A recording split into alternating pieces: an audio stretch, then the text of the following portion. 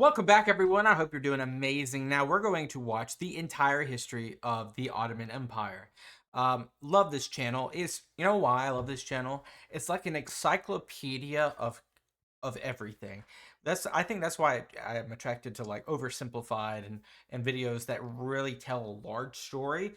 They might skim the surface, so like you're able to kind of like dink and dunk here or there, and you don't have to get too granular. Not saying I don't like my granular videos like marches, battles, politics, and whatnot, but this is just something I have started to really like, which is like a history of country or a history of empire, which this is history. That's their bread and butter. So we're going to do every single one of those videos over probably the next month.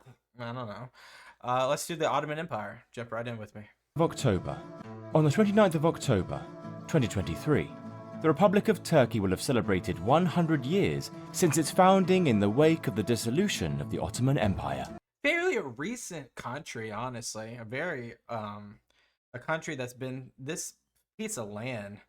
Just think about the fight over this Anatolia land right here, from the Roman times, from the Persian times, from the Byzantine times. It's just, of course, from the Arabic times, the Muslim times, and then, of course, just Ottomans after that, and then that becomes Turkey. Wow, this land has seen more bodies fall than probably any land besides maybe the Levant or Mesopotamia. 1923 marked the end of over 600 years of Ottoman imperial rule, which at the pinnacle of its power in the mid-16th century dominated lands across much of the Middle East, North Africa, and Eastern Europe. Rising from relative obscurity as a minor regional power in northwestern Anatolia, the Ottoman dynasty would usher in a period of remarkable territorial expansion, coupled with rapid advancements in governmental, social, and economic systems that allowed for one of the most diverse and prosperous empires in the world to flourish. But what became of this once mighty and powerful state, and how did it shape the modern Turkish nation of today? This is the history of the Ottoman Empire. Let's go. How the Ottoman Empire came to be established cannot be fully understood without first providing some context on the migration of the Turkic peoples out of Eastern Asia. Yeah, good starting point. Since ancient times, the Turks, who were themselves originally an Asiatic people, had gradually migrated from northeastern Asia and headed westwards across the vast Eurasian steppe. By the 7th century, they were in the region around the Altai Mountains, near the borders of what is now Russia, Kazakhstan, and Mongolia. From there, they continued to move further south and westward in the centuries that followed, before a number of them settled into a semi-nomadic way of life in an area around the Caspian and Aral Seas. One of the main Turkic tribes that came to inhabit this area were the Oghuz. However, sometime in the late 10th century, one leader of the multiple clans that made up this tribe, a man by the name of Seljuk, decided to break off from the main tribal group and establish his own dynasty. Over the subsequent decades of the new millennium, Seljuk and his descendants laid the foundations of the Seljuk Empire by expanding into Persia. Yeah, and really, it seems Descendants laid the foundations of the Seljuk Empire. it seems so interesting to kind of like understand. Okay, this is the 9th century into the 10th century. Sorry, this is the 10th century into the 11th century. So you're right on the, you're on the back end. I guess you're in the Abbasid Empire. That's kind of like, slowly like dissolved, and it's got like corners of power, and some of these are like vassals of the Seljuk Empire. And then in the future, you're gonna have the Khanate really come from a similar region and just overtake places like Baghdad and stuff. But before we get there, this is pretty much like the backdrop to the Crusades, and like you're having all these deals being made, and you're having all these kingdoms being proxied for certain rulers and certain beliefs, and help me over here, and I need resources over here. It's interesting though how a place like the Seljuk Empire is like maybe second or third on the list when you think of like migrating tribes or migrating peoples that caused a historical change. Immediately you think of like the Goths, the Vandals, or maybe someone like the Saxons, the Jutes, the Angles. Um, but yeah, this is so cool to see kind of like the narration of where they came from and how they entered this area. Of course, what happens next is total hegemonic power, pretty much, of this region for a little bit. By expanding into Persia. They were greatly influenced by the Persian language and culture, which they soon adopted for themselves, as well as converting to Islam. By the 1060s, they had advanced all the way up to the borders of the Byzantine Empire in western Anatolia. Sporadic clashes between the two powers eventually culminated in the outbreak of the Byzantine-Seljuk War. At the Battle of Manzikert in 1071, the Seljuks inflicted a crushing defeat on the Byzantine army, which effectively allowed them to gain control of the Near East and push deeper into what is now Turkey. Of course, that just like almost destroyed the Byzantine Empire. Like it was pretty weak at this point. You're gonna go through a lot of like usurpers and randos until you get to Alexios Komnenos. And then him, along with the Pope, is really going to create Constantinople, be the gates. It will become the gates to the Levant, which, of course, you're going to have to go through Seljuk territory and proxies to really mix this up. And, of course, you still have the Fatimids at the bottom. They're kind of like, I can't remember if they're friendly with the Seljuks or not at this point. Over the next 2 centuries, the Seljuk Empire gradually declined and fragmented into a patchwork of smaller Turkic states. The Turks themselves, however, continued to hold a major presence in Anatolia, notably in the shape of the Sultanate of Rum. Although this too would eventually decline and fragment by the turn of the 14th century, resulting in a number of even smaller principalities, known as the Anatolian Beyliks, scattered across the region. It was here, amongst the tribes of northwestern Turkey, that a warlord emerged as the founder of what would become the Ottoman Empire. Although the sources for his life and reign remain unreliable and undetailed, he is credited as the founder of the dynasty that bore his namesake, Osman.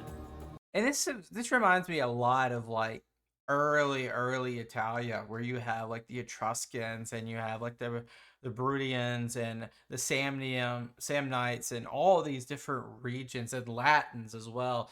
And then you have Rome, a very, it's not the largest territorial. It's maybe not, it's set up pretty good geographically, but through just conviction and military strength, it was able to just convey its strength across the across the peninsula, and become the power. And I'm drawing parallels immediately with seeing the setup here. The century or so after Osman's reign would be characterized by the Ottomans trying to conquer the last vestiges of the Byzantine Empire, which had once ruled over most of the eastern Mediterranean.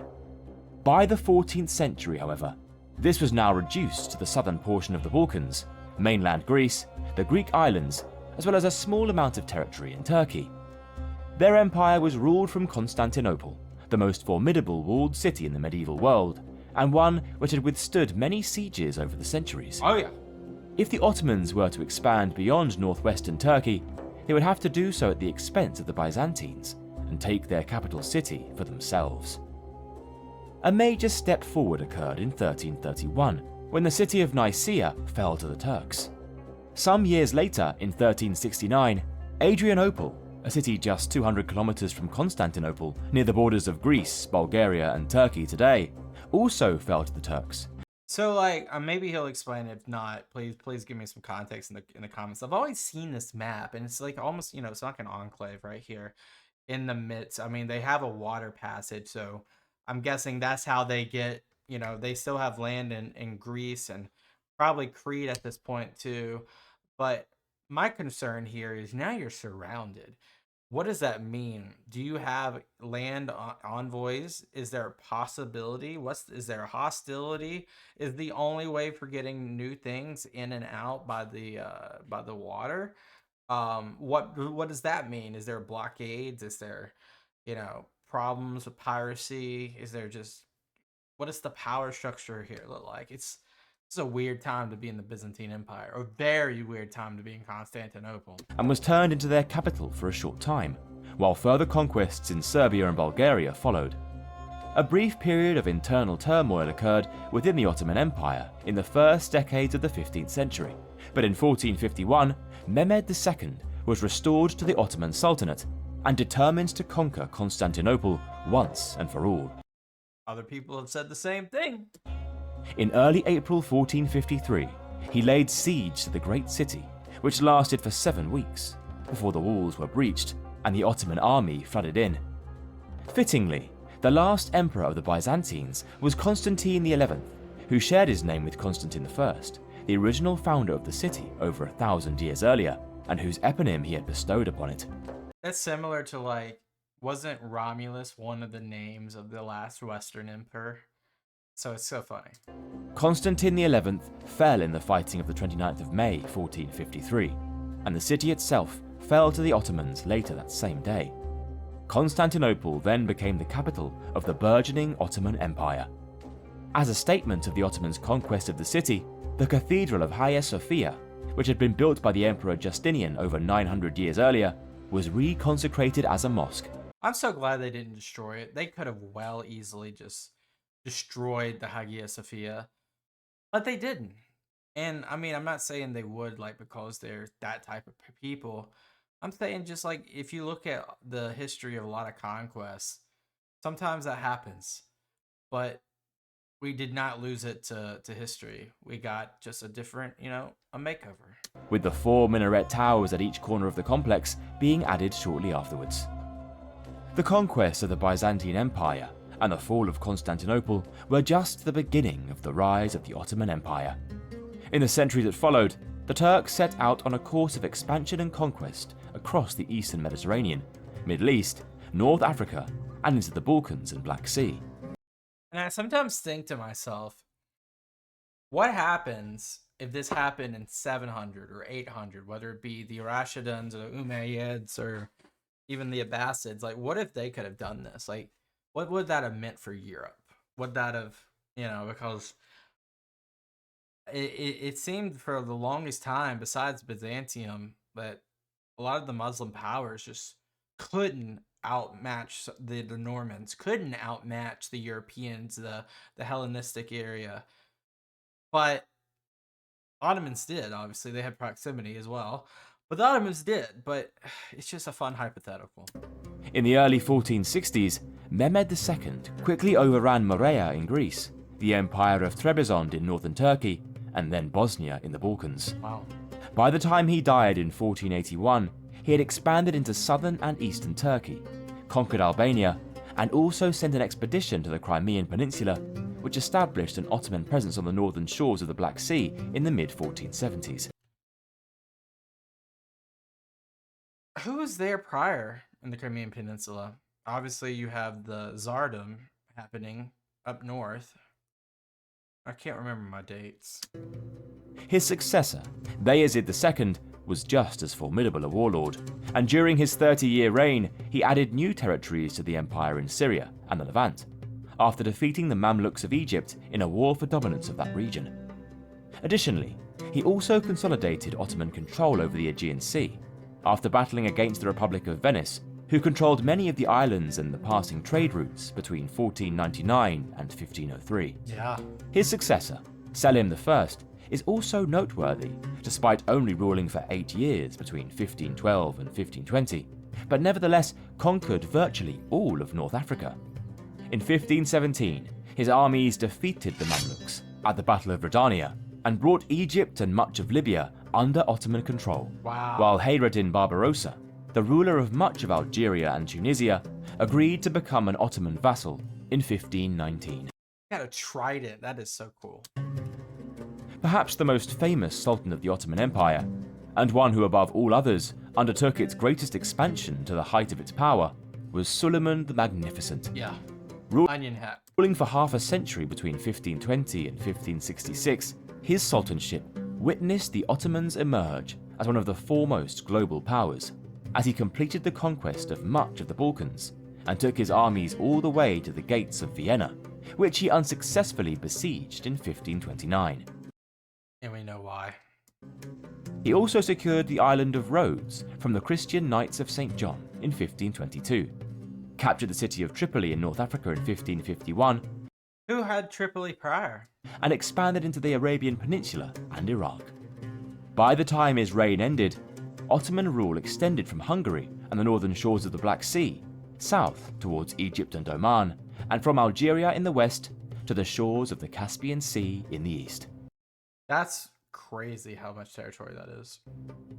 Much of the success of the Ottomans' expansion was owed to the proficiency of its military, which incorporated a cohesive balance of well-trained infantry, cavalry, and artillery that was unmatched during its heyday.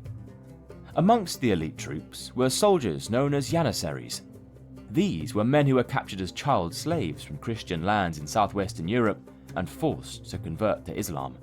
They were then incorporated into the Ottoman army under strict codes of discipline and professionalism, which made them an extremely effective fighting force. Wow. From this position of power in the early 16th century, the Ottomans would consolidate their efforts and spend the next 2 centuries waging war against Christendom in Western and Central Europe. This became a multi-pronged conflict, with much of the initial effort spent fighting for dominance of the Mediterranean against the preeminent power in the region, Spain. At that time, Is that Habsburg Spain though? Yeah, Naples, Corsica, sorry, not Corsica, Sardinia, Sicily, and mainland. That Habsburg Spain? the Is that Spanish Spain? controlled much of southern Italy and the Italian islands, and took it upon themselves to check the advance of the Muslim Ottomans by leading coalitions of Christian forces against them. For decades, armadas were sent back and forth between the Turks and the Spanish, culminating in 2 major clashes in 1565 and 1571. The first of these was the Great Siege of Malta, during which the Ottomans tried to capture the island from the Knights of St. John, who had been granted it by the Spanish crown as compensation for the loss of the island of Rhodes to the Turks decades earlier. The siege ended in failure for the Ottomans, and 6 years later, their advancement into the Mediterranean would be halted further by another Spanish-led Christian alliance, which sent a huge armada against them in 1571. Was that Venice and Spanish, or was that just Spanish? The Battle of Lepanto, which took place off the coast of northwestern Greece, involved over 400 ships and 130,000 men. Wow. Or 30,000 men. Very similar. I wonder because sometimes there's numbers that are inflated in ancient sources. So like in the First Punic War, forget the battle name, it always escapes me. But in southern Sicily, it's claimed that that naval battle was the largest naval battle in history by man. Like, for example, like is for volume of men. This is much more recent, so the data might be more likely to be accurate.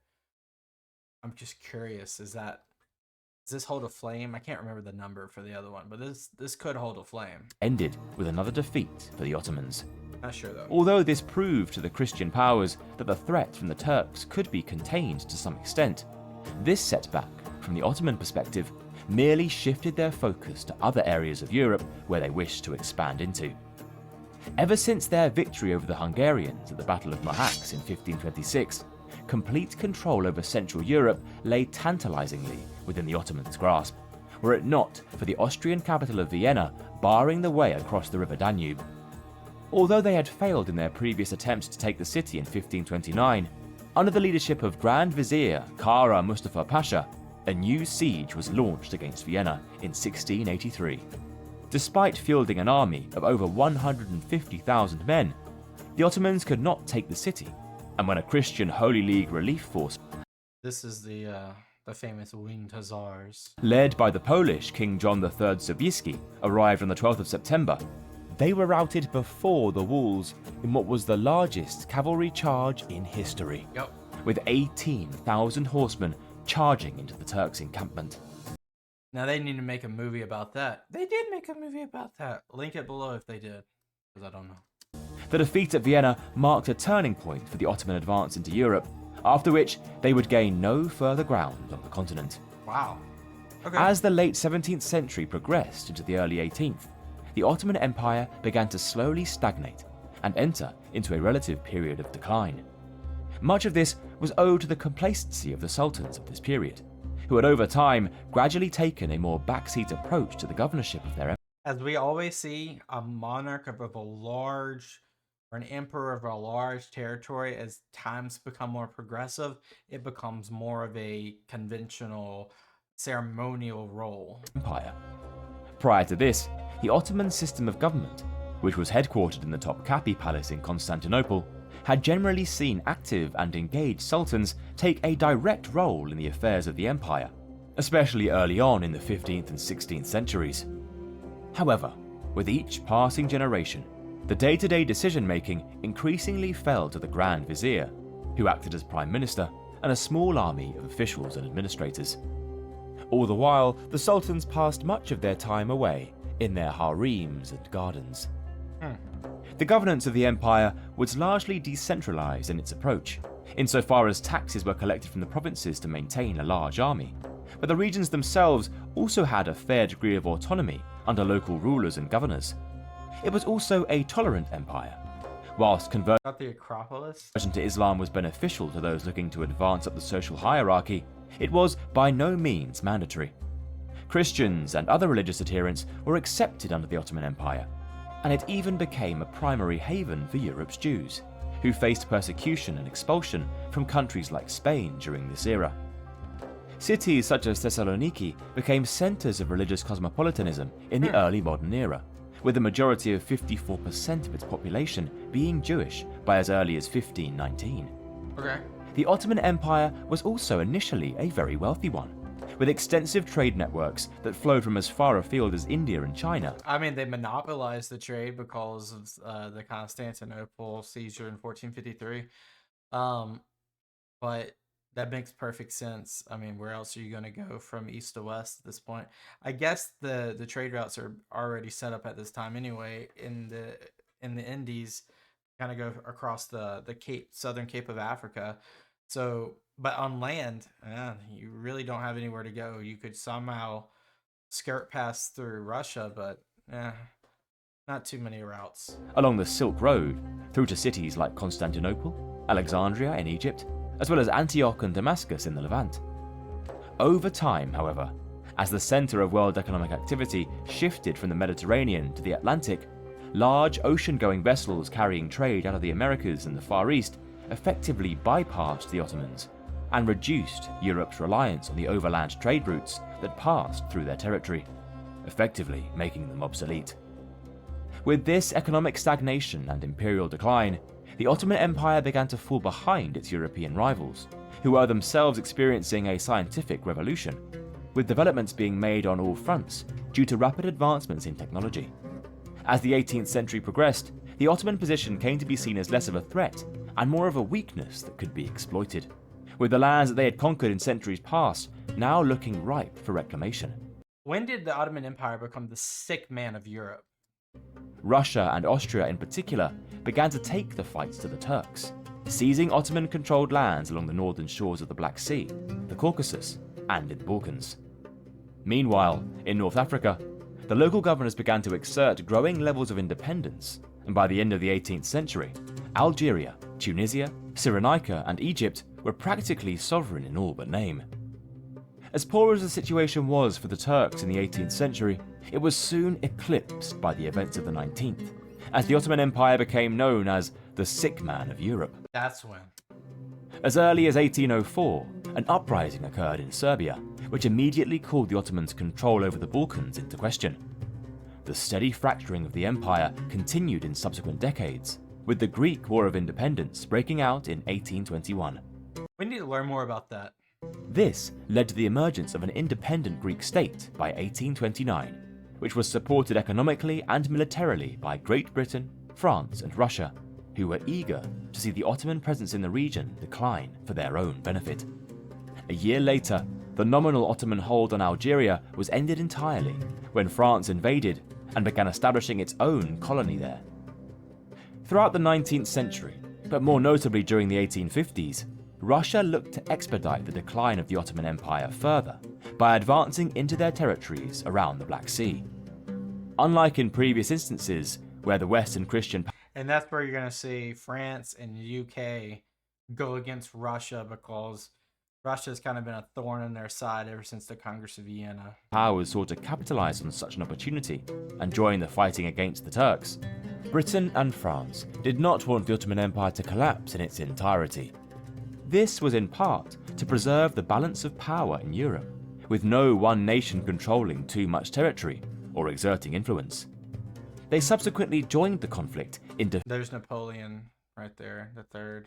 defense of the Ottoman Empire, with the Crimean War being fought somewhat successfully to bring much needed respite to the declining power of the Turks. Nevertheless, in the 1860s, 1870s, and 1880s, numerous new countries emerged out of the Ottoman provinces in the Balkans, as Romania and Serbia declared themselves independent and Bulgaria became increasingly autonomous. The Empire of Austria-Hungary and Russia once again continued in their relentless attacks at the expense of the Ottomans in the Balkans and the Caucasus. By the early 1910s, when Italy had seized Libya from their control and Albania had established itself as an independent nation, there were growing talks amongst the European powers of dissecting what remained of the Ottoman Empire and dividing it up between themselves. I mean, the scramble of Africa was so successful, why not? Let's just go to the Middle East next, that's what they said. This seemingly never-ending period of decline led to growing concerns amongst the Ottoman Empire's younger generations, many of whom identified as Turkish nationalists and called for political reforms to mitigate the empire's downturn and hopefully rejuvenate its prospects after 200 years of stagnation. At the forefront of this movement were the Young Turks, a group which wanted to replace the centuries-old governmental system of sultan and ministers with a modern constitutional monarchy, alongside a Western-style parliament and civil service. In 1908, they launched a revolution which successfully managed to usher in a period of constitutional government. However, the Young Turks were a loosely formed alliance of various political groups, including liberals, academics, and also more conservative elements, including the military. As a result, they were unable to rule by consensus or agreement after the revolution of 1908, and for years into the 1910s, the Ottoman state continued to have tumultuous internal politics, which only exacerbated the empire's collapse. And then World War I didn't make it any better. Ultimately, the end for the Ottoman Empire would come from both within and without, being inextricably linked to the outbreak of the First World War. Up until this point, the Turks had avoided becoming involved with the two main military alliances that had developed amongst the European great powers in the late 19th and early 20th centuries. These were the Triple Entente powers of France, Russia and Britain, and the Triple Alliance powers of Germany, Austria-Hungary and Italy. When conflict finally broke out in the summer of 1914, the Turks saw an opportunity to push back against the Russian advancements made over the past century, and so decided to join Germany alongside Austria-Hungary and Italy as part of the Central Powers.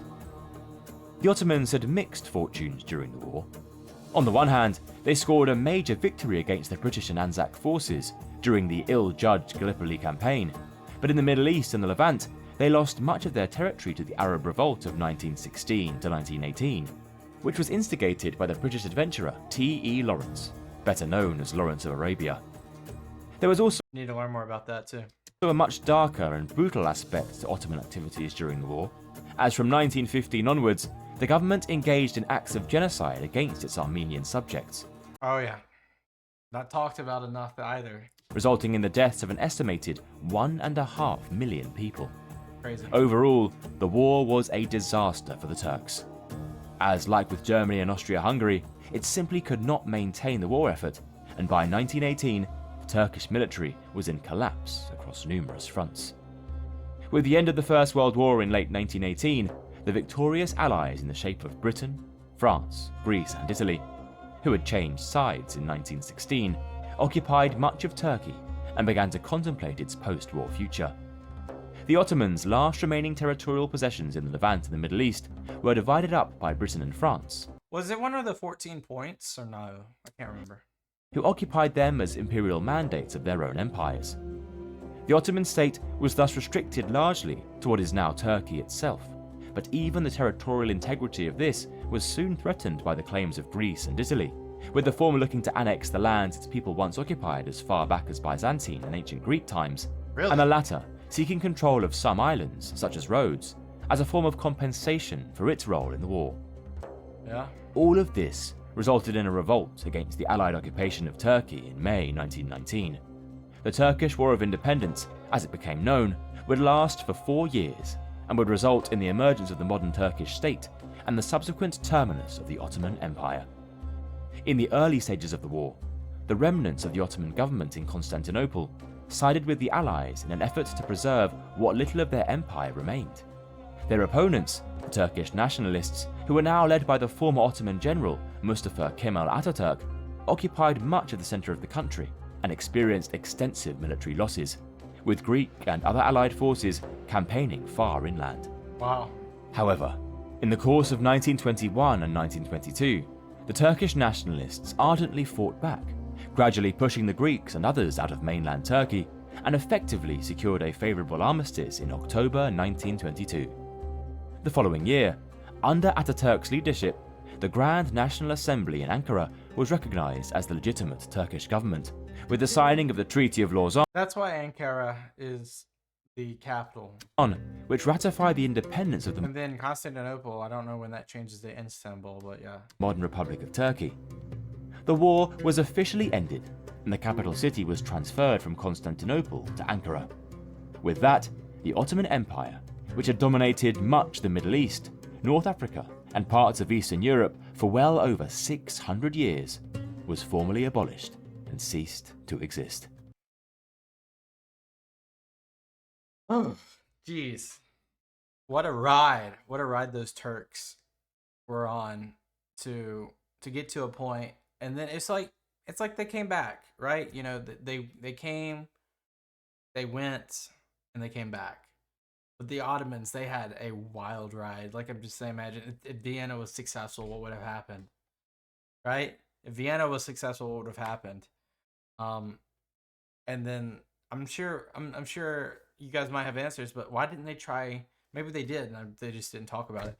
Why didn't they try going more east? Like, what was stopping them from going east? Get the British Raj eventually that way, but before that, you didn't. You have Persia. I'm not sure if Persia. I'm curious. Like, why didn't they go east? Was stopping them from going east? And I guess they stopped at the Nile River. Like, I mean, there's so many different directions they could have go, but obviously into Europe would have been most prosperous, most likely. Just curious though on those other fronts. But yeah, great video. Love these videos. Make sure you go subscribe to This Is History. They make really good content as you guys can see. But I appreciate you guys being here. I'll see you guys next time. Peace out. Have a good rest of your day, and bye bye.